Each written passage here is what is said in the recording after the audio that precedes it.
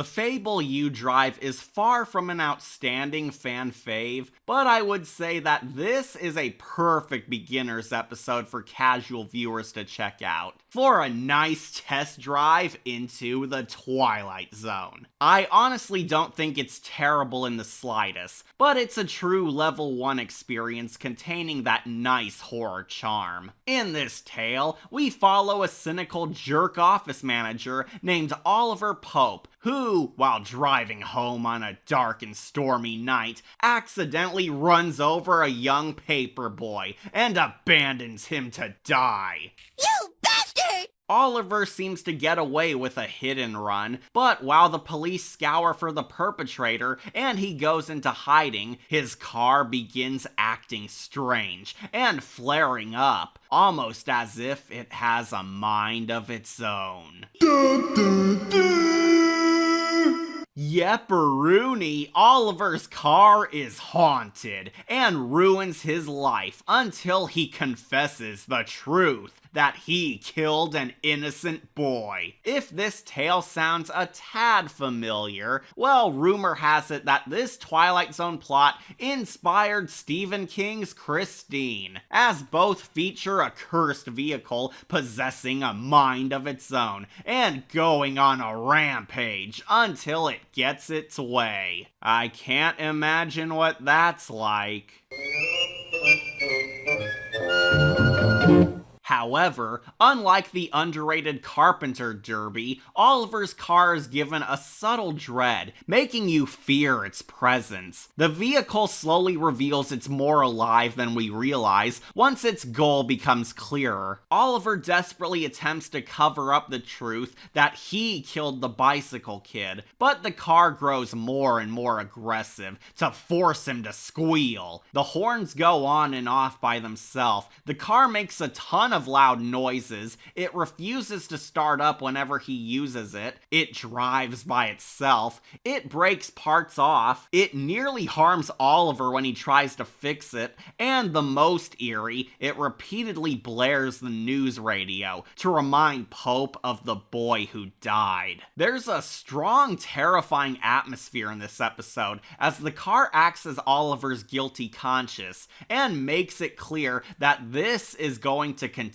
until he gives in. Mr. Pope tries making excuses about it to his wife and coworkers, fixing the car up to control it, and pathetically attempts to justify this strangeness, but the Ford Fairlane plows through all defenses. This episode is very clearly paying homage to our old pal Edgar Allan Poe's A Telltale Heart, where the villain protagonist commits a horrendous misdeed, but when it looks like they've gotten away with it, spooky occurrences haunt their mind until they fess up, which may be supernatural powers at play, or in reality, the main character getting consumed by the guilt deep down. We've seen it all before on horror anthologies, but this episode gives it a fair spin. This narrative honestly reminds me of The Haunting Hours The Cast and the 2000s reboots Tagged. They have the same structure and tone, but those episodes admittedly pulled it off better. One of my biggest complaints with U Drive is that I'm unsure how to feel about the main man Oliver Pope. It's never made specific if he actually feels guilty about what he did, or if he's just more afraid of getting caught. On Tagged in the Cast, there was genuinely good character writing around both wrongdoers, where you start to feel pity for them,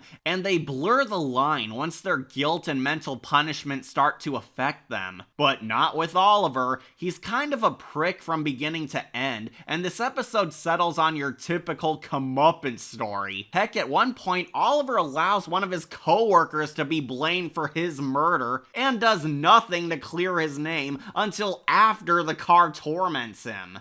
asshole! He's not badly written, but I'm a little disappointed, since there was room to make Pope a well-developed person like Marcus and Rowley. It just could have been so much more. Though the episode does score major points for showing the car in a sinister light. It feels more like Christine's sister is the true shining star. The car just gives off unsettling fumes, as the cinematography really convinces you that this object is enraged at Oliver. It plays these unnerving mind games with Pope to screw with him, almost in an Amityville horror manner, and quickly lets him know it means business when it forces his wife to park at the murder scene. I wouldn't be shocked if people list this as a favorite of theirs, since this car alone is freaky. The narrative never spells it out, but I think the car is possessed by the ghost of the young boy Oliver killed. It's kept vague enough, but the Ford does demand he atone for his sins, and some of its breakdowns feel like a child tantrum, but that's just my theory. And as per norm for the Twilight Zone, this episode gets instantly deranged with an epic final act. Oliver locks up his car in the garage for good and tries walking to work,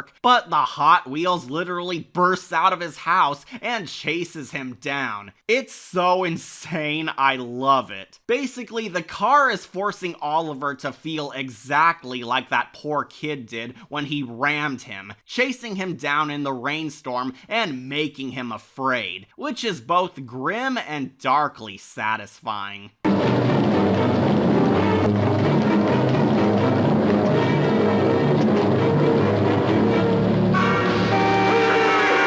But the car spares his life, forces him to get in, and turns him in at the police station, making it clear that he better confess or he's going for a ride. The episode concludes on the now broken Oliver surrendering himself for his crimes. The ending, while I do get it, also kind of underwhelmed me. It's not awful, but rather abrupt. I don't need this detailed Harry Potter epilogue, but I thought it was just hastily rushed and anticlimactic. After all the great unease surrounding the car and an epic chase scene, it just ends like that. We don't even get to see him cuffed or locked up. It would have been ironic if we cut to him making license plates at jail, but that's just me. My nitpicks aside, this was a decent liar revealed tale. It gives a basic moral on how you should never lie and do the right thing, even if it's not in your best interest, yet backs it up with a savage villain and harsh storytelling. So I'll grant this sweet ride a gold skull. I have small issues with it, but overall, I would recommend it as a good time for casual horror fans. Not my fave, yet it does feel tricked out enough to amaze. You Drive is a wicked ride, cruising down the surreal, terrifying road into the Twilight Zone. Aren't you going to drive? Well, I thought I would take the bus, honey. Why? Well, I don't trust that car. The Twilight Zone.